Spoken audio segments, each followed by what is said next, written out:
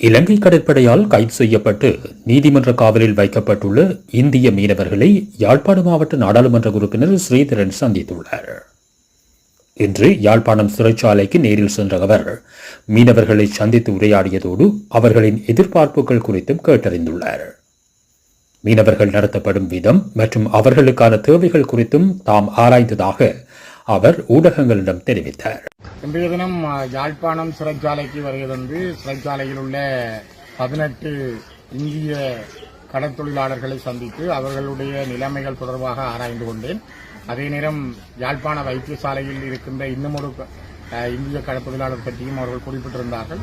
குறிப்பாக அவர்களுடைய தாங்கள் உள்ளுக்கு வர வேண்டி வந்ததற்கான காரணங்கள், தங்களுடைய குடும்ப நிலைமைகள், தங்களுடைய குடும்பங்கள் பெற்றுள்ள துயரங்கள் தொடர்பிலே அதிகமாக அவர்கள் எங்களோடு சிலாகித்துக் கொண்டார்கள்.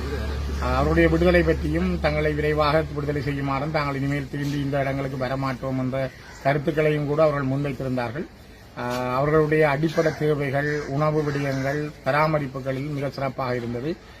சிறைச்சாலை அதிகாரிகளோடு நான் அதை பற்றி பேசினேன். அவர்கள் மிக கௌரவமாக அவர்களை வழிநடத்துகின்றார்கள். குறிப்பாக சொன்னார்கள், தாங்கள் நீதிமன்றத்துக்கு அழைத்துச் செல்லும் பொழுது அவர்களுக்கு கைவிலங்கு கூட போடுவதில்லை. காரணம், அவர்களுக்குரிய மரியாதையோடு அவர்கள் நடத்தப்படுகிறார்கள்.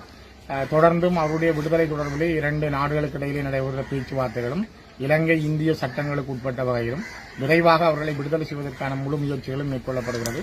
அந்த மீனவர்களுடைய மனங்கள் எவ்வளவு விரைவாக தங்களுடைய வீடுகளுக்கு செல்ல முடியும் என்ற இயக்கத்தோடு அவர்கள் இருப்பதை என்னால் பார்க்க முடியும். முதலாவதாக இன்று யாழ்ப்பாண சிறைச்சாலையை மட்டும்தான் பார்வையிட்டிருக்கிறேன். அடுத்தது வவுனியா சிறைச்சாலையும் பார்வையிட்டு அது தொடர்பாகவும் அங்கிருக்கின்ற மீனவர்களோடும் இதை பற்றி பேசுவதற்கு இருக்கிறேன்.